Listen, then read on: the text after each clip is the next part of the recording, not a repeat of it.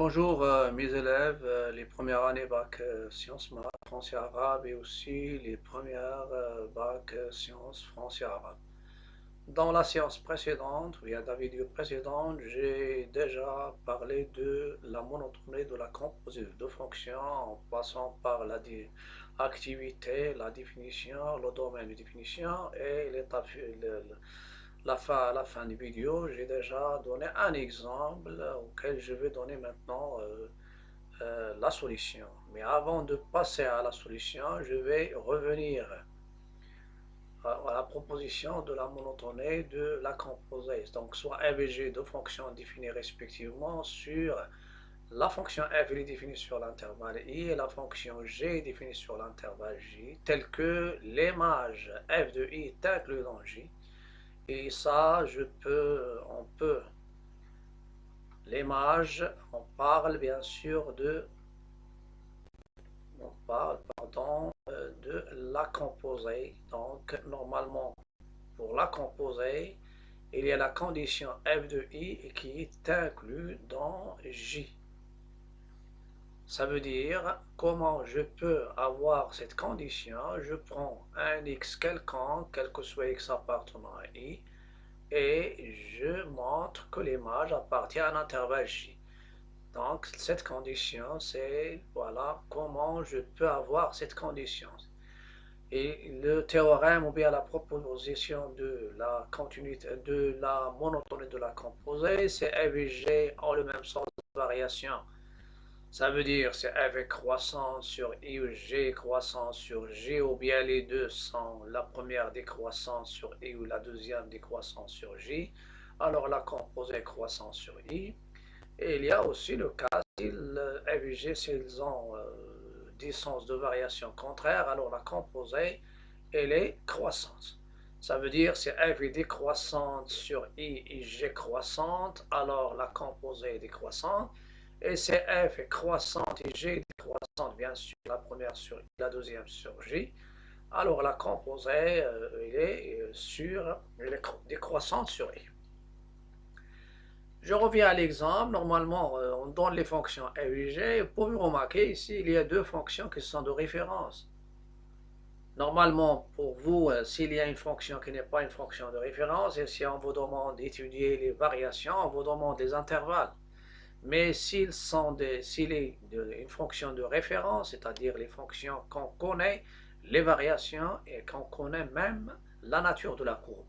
C'est-à-dire ça, c'est la fonction de la forme, la fonction carré, et ici c'est la fonction rationnelle,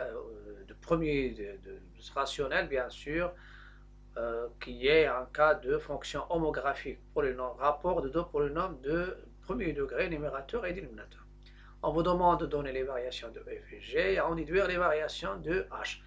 Donc, l'année dernière, on a parlé de la fonction ax au carré, quels sont les tableaux de variation, et même la courbe de ax au carré. On a aussi parlé de la fonction f de x égale ax carré plus bx plus c, c'est-à-dire le trinôme, ou bien un polynôme de second degré, et sa courbe, c'est une parabole.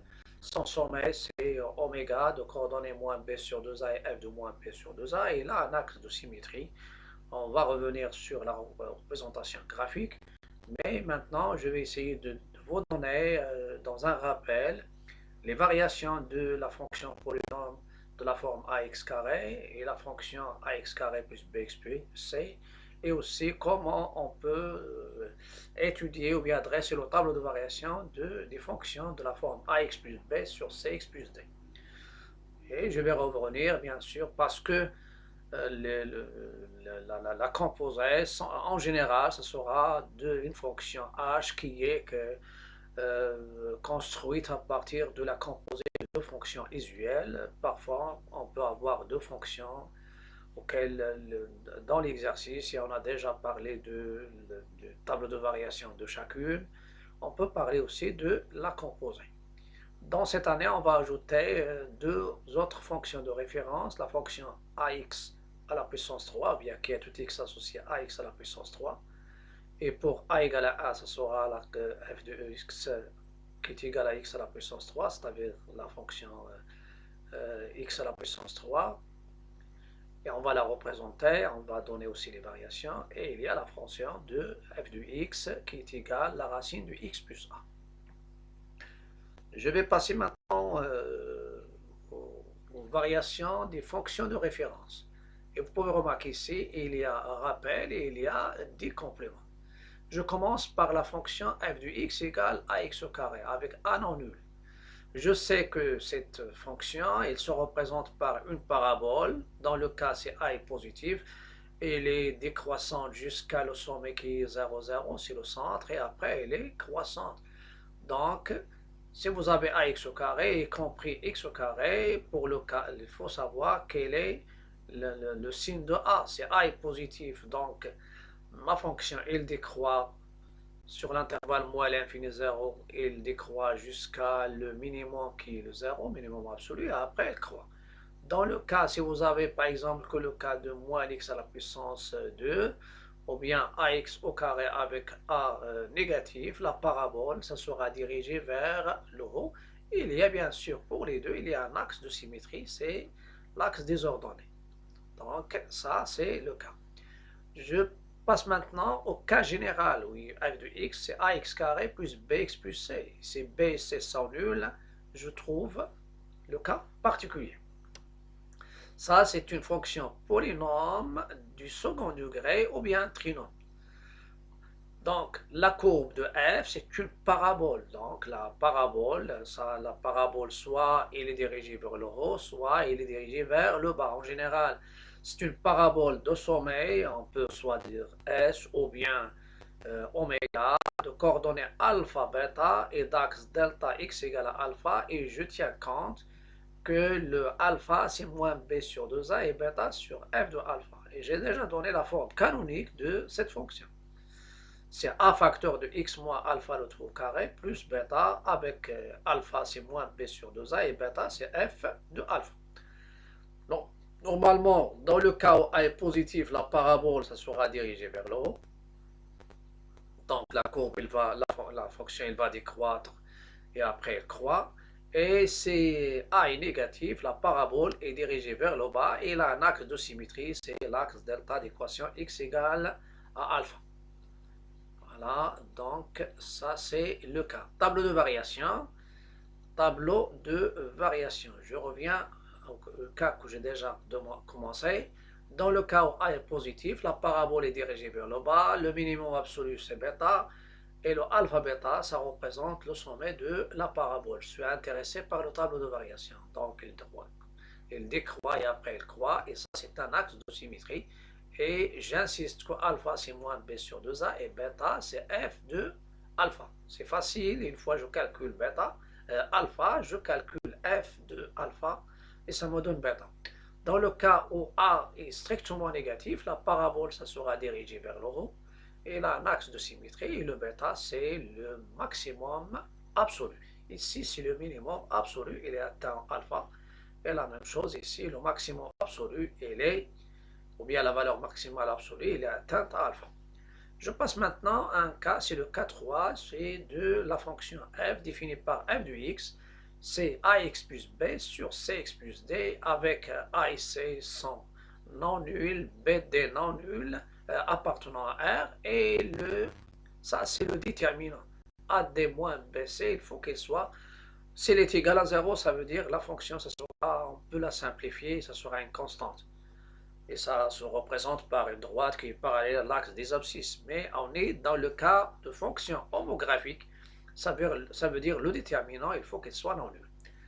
Je sais que, ça c'est un rappel aussi, que C de f, la courbe de f dans ce cas-là, de fonction homographique, c'est une fonction, c'est pas une fonction rationnelle de la forme ax plus b sur cx plus d. La courbe est une hyperbole. L'hyperbole, bien sûr, elle a deux branches et les deux centres oméga moins d sur c, c'est-à-dire le point qui n'appartient pas au domaine. Donc ici, normalement, le domaine de la fonction f. Le domaine de f dans ce cas-là, le domaine de f, c'est r moins d sur c. Voilà, ça c'est le domaine de cette fonction. Si je reviens à la fonction polynôme de second degré, son domaine, c'est R, parce que c'est polynôme, la même chose ici, le domaine, c'est R, voilà. Donc, j'ai dit ici, donc c'est une hyperbole de centre oméga de coordonnées moins d sur c et a sur c et d'asymptote. Ça, c'est une asymptote verticale d'équation x égale à moins d sur c. Et celle-ci, il est horizontale d'équation a y égale à sur c. Donc, il y a deux asymptotes. Je suis intéressé pour l'instant par les variations. Tableau de variation. Pour étudier les variations de la fonction homographique, on doit calculer le déterminant. Le déterminant, il y a ici deux barres, on fait deux barres verticales, A, B, C, D, deux lignes, ou bien deux colonnes. Et je calcule le déterminant, il se calcule, c'est, je crois, c'est AD moins BC, AD moins BC. Et si le déterminant est positif, alors tableau de variation dans ce cas-là, tableau de variation, donc il y a ça, c'est une valeur interdite, moins d sur c, donc sur les deux intervalles, la fonction est strictement croissante. Et dans le cas, si le déterminant est négatif, alors sur les deux intervalles que forment le domaine de définition, ma fonction est strictement décroissante. Donc ici, c'est les variations de deux fonctions très essentielles qui sont, et je vais revenir dans la partie de représentation graphique, je vais revenir à la représentation des paraboles et la représentation aussi des hyperboles, et je vais ajouter la représentation de la fonction qui est tout x associée à x à la puissance 3, qui est une nouvelle fonction de référence, et la fonction qui est tout x associée à la racine de x plus a. Et on va essayer de représenter au moins deux fonctions dans le même repère pour pouvoir parler de résoudre géométriquement ou bien graphiquement les équations et les inéquations. Je passe maintenant à la solution de l'exemple. Dans l'exemple, j'ai déjà deux fonctions f et g. Et j'ai demandé, bien sûr, le domaine de définition et les variations de chaque fonction. Pour la fonction f, qui est f de x égale x au carré, son domaine, c'est R, et il s'écrit sous la forme ax au carré, ou bien je dis, c'est la fonction carré.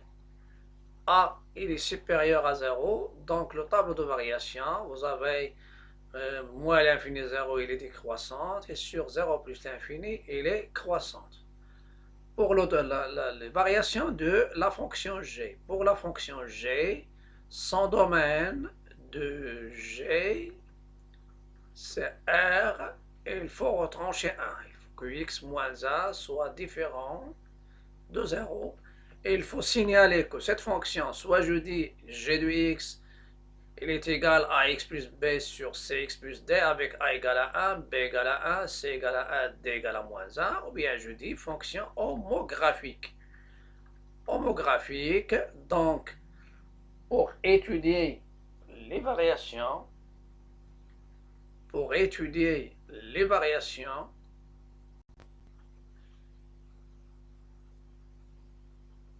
j'ai dit ici la fonction g, c'est une fonction homographique.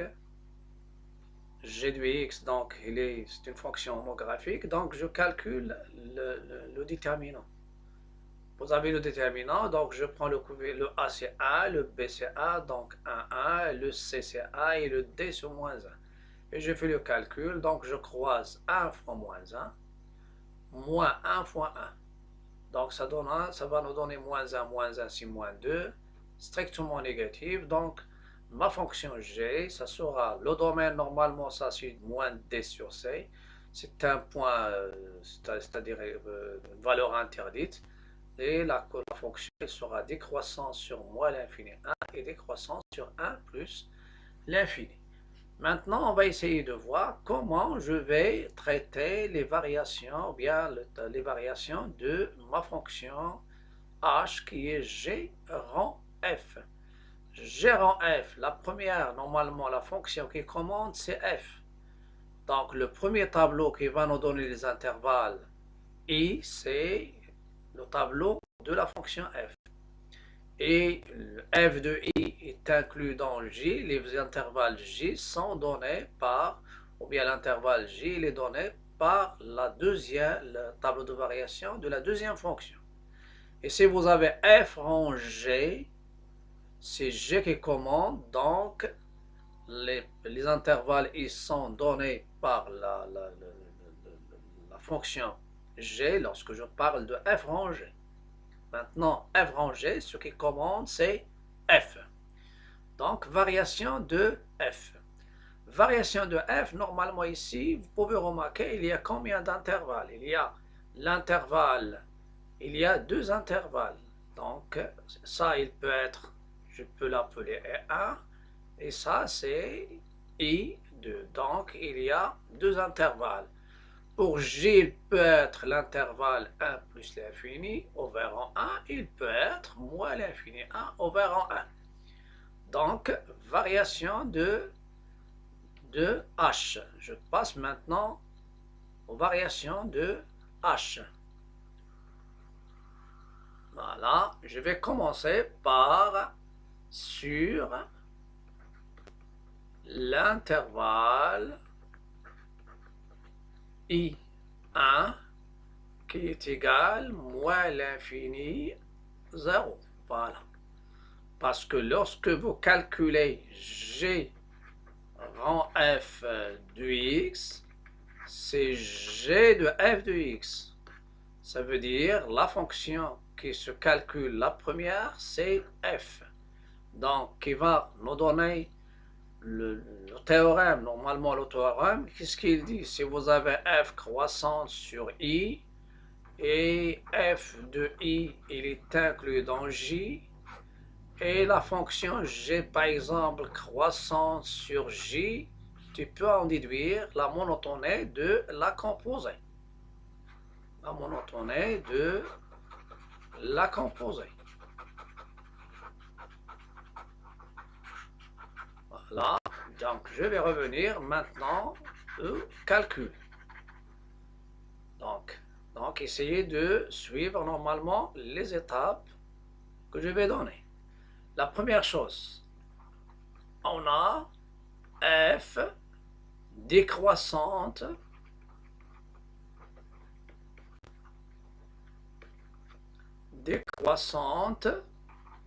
sur l'intervalle moins l'infini 0.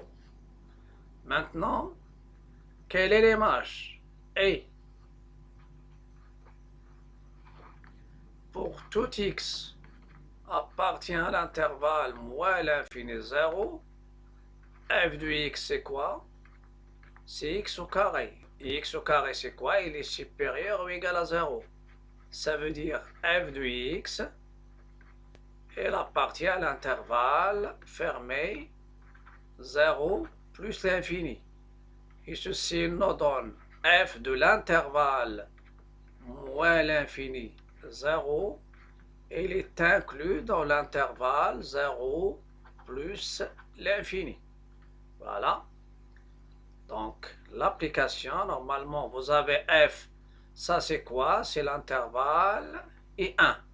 Et vous avez f de I1 est inclus dans l'intervalle 0 plus l'infini qui est l'intervalle J. Donc ça, c'est la première. Deuxième, c'est celle-ci. Troisième, d'après tableau de variation de G. Donc, je vais revenir au tableau de variation de G. Donc, vous avez ça, c'est moins l'infini 1 over 1, et l'intervalle 0 plus l'infini, c'est ici. C'est ici l'intervalle 0 plus l'infini. Voilà, ça c'est ça l'intervalle J. Donc, d'après tableau de variation de G, vous avez G est strictement décroissante.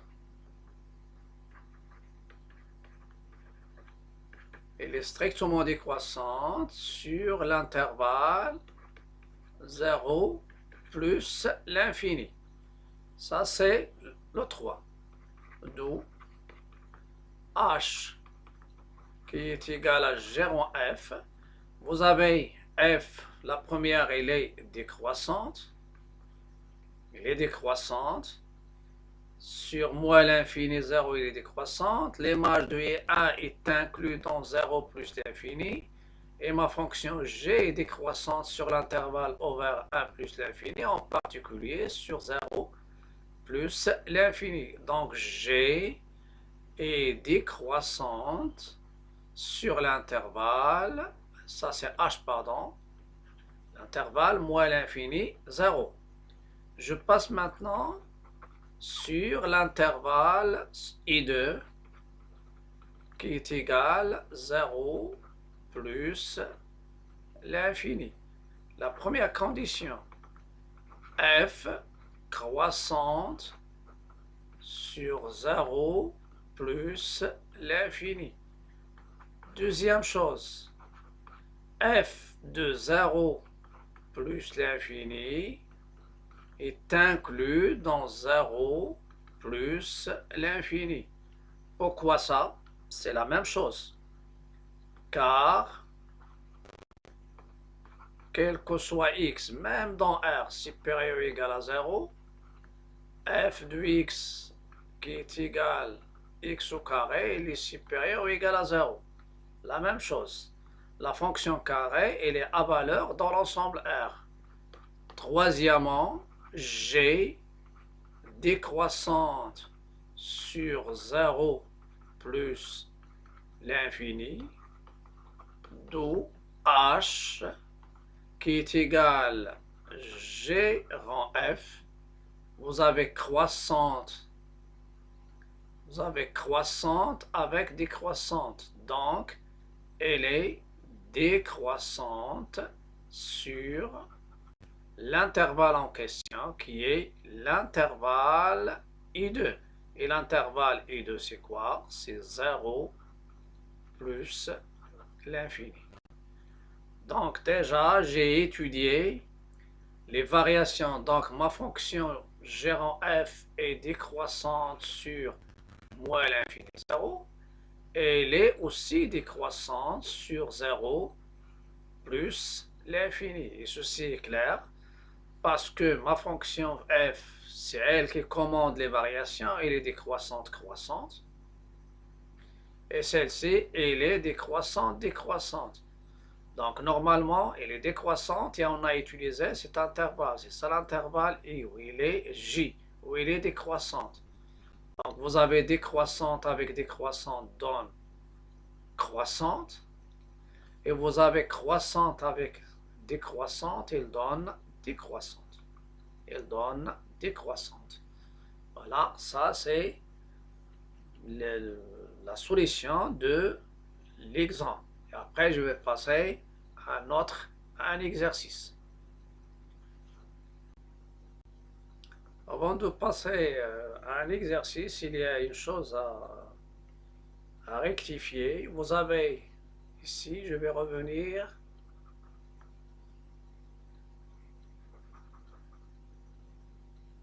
aux variations de la composée gérant f, c'est-à-dire le premier cas sur l'intervalle moins l'infini 0, sur moins l'infini 0,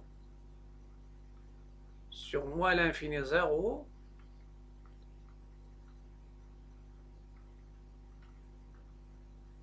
voilà, sur moins l'infini 0, donc j'ai déjà la fonction f, elle est décroissante. Vous avez f décroissante, oui, que ce soit clair. F, elle est décroissante sur I1. F de I1 est inclus dans 0 plus l'infini.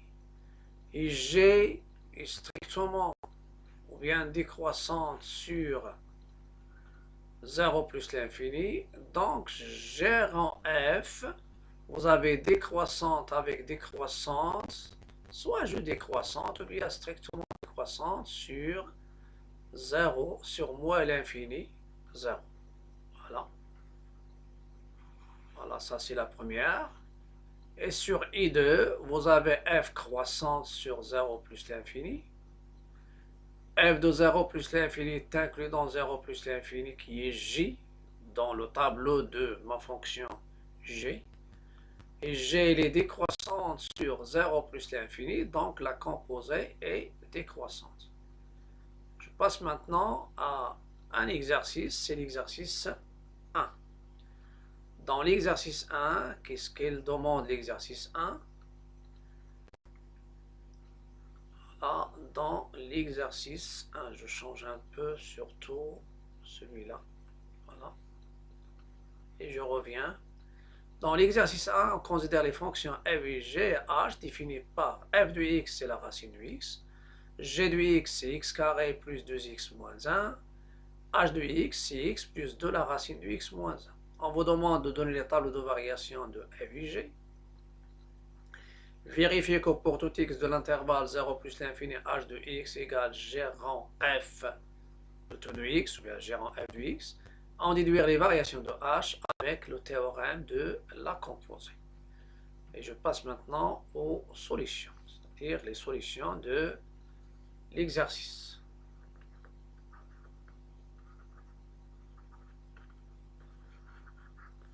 Donc les solutions, je commence par, premièrement, et je commence par variation de f qui est tout x associé racine de x. C'est une fonction, après on va la donner comme fonction de référence. Je commence par le domaine, x appartient au domaine de f, si seulement si x est positif ou nul. Donc le domaine de f, c'est l'intervalle 0 plus l'infini. Donc sur 0 plus l'infini. Donc variation ou bien monotonie, variation de f sur 0 plus l'infini. Donc je prends deux éléments, soit le couple AB appartient à R plus au carré, avec A inférieur ou égal à B. Donc, c'est A est inférieur ou égal à B, et je vais comparer, donc, A. C'est-à-dire, je vais poser la question ici, est-ce que, puisque A est inférieur à B, donc, la racine de A, elle est inférieure ou égale à la racine de B, et ceci il implique que f de A est inférieur ou égal à f de B. Il est égal à f de B, donc A et B, donc il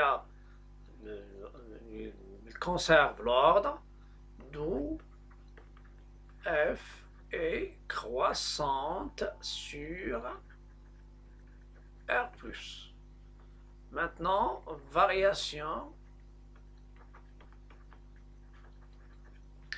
de préférence, je donne le tableau de variation, c'est mieux, parce que je vais faire la lecture des tableaux de variation. Tableau de variation de ma fonction f. C'est la fonction racine carrée. Et ceci, c'est f de x. 0 plus l'infini. Racine de 0, c'est 0. Et ma fonction, elle est croissante. Je passe maintenant variation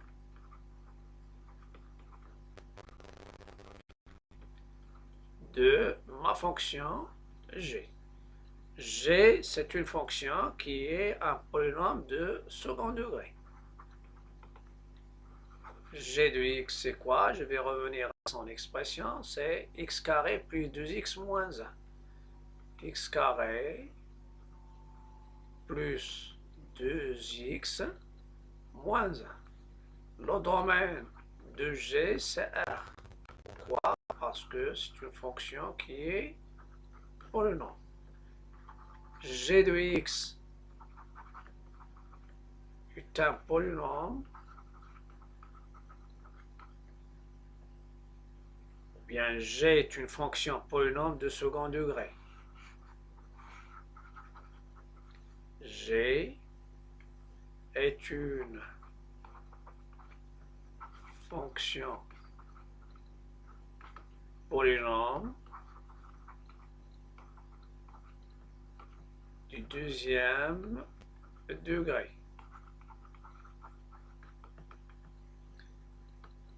Deuxième degré,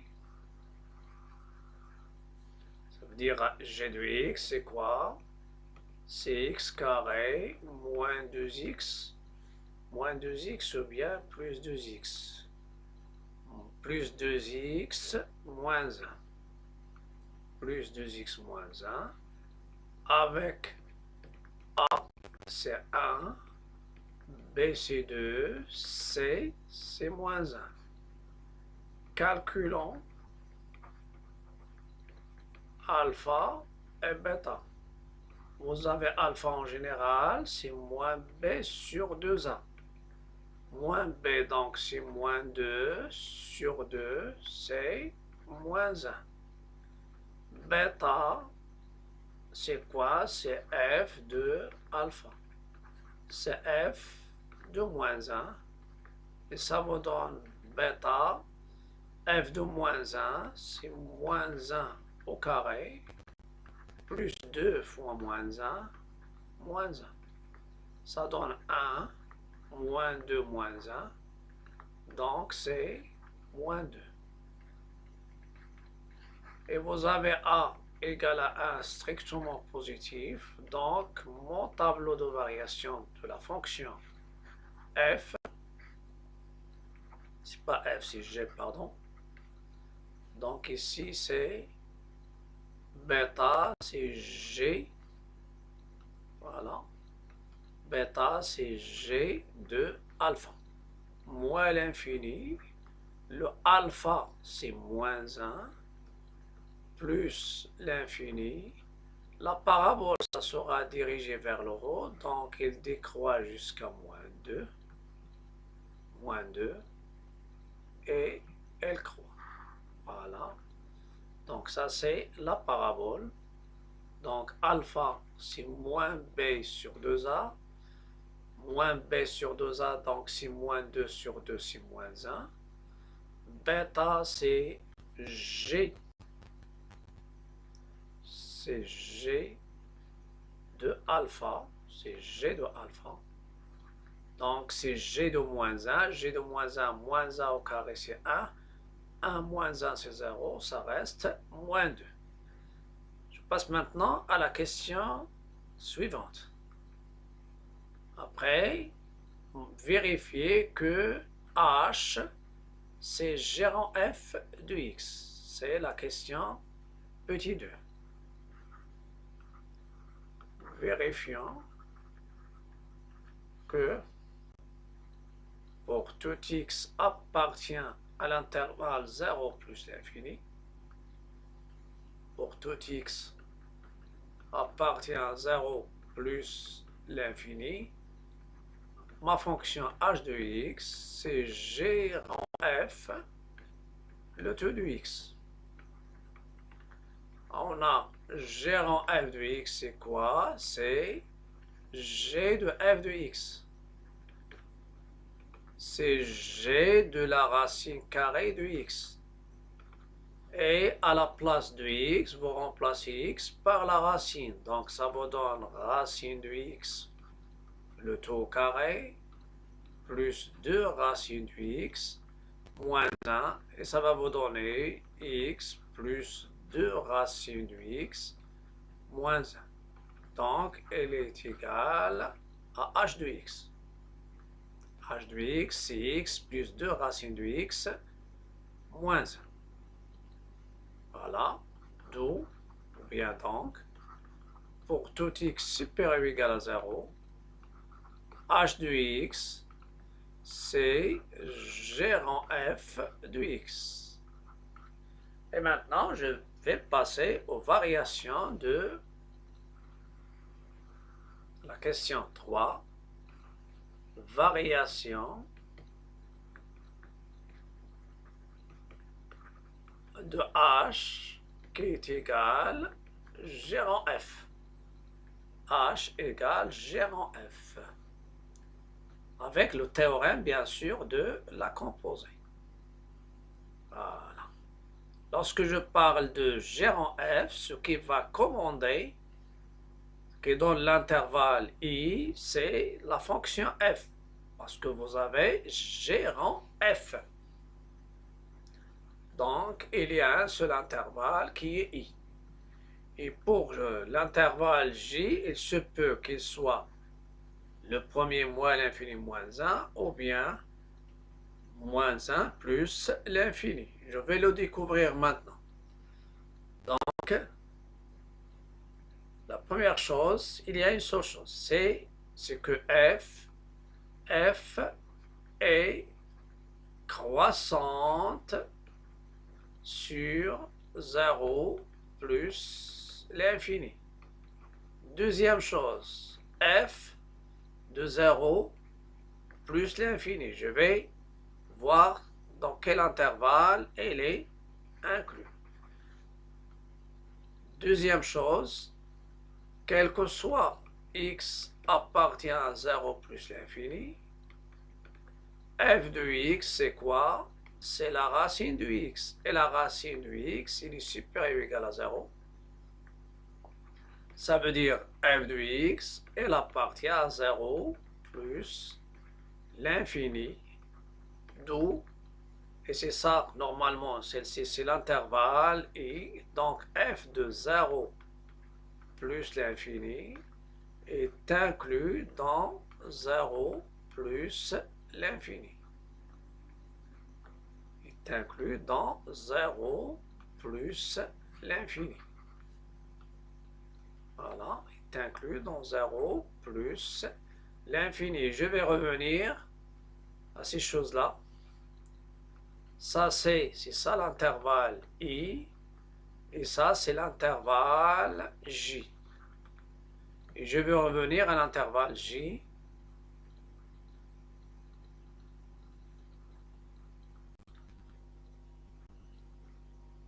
Donc, vous avez f de x, c'est la racine de x, positive ou nulle. Donc, f de x appartient à 0 plus l'infini. Donc, l'image 0 plus l'infini est inclus dans 0 plus l'infini, qui est inclus dans moins 1 plus l'infini, qui est j.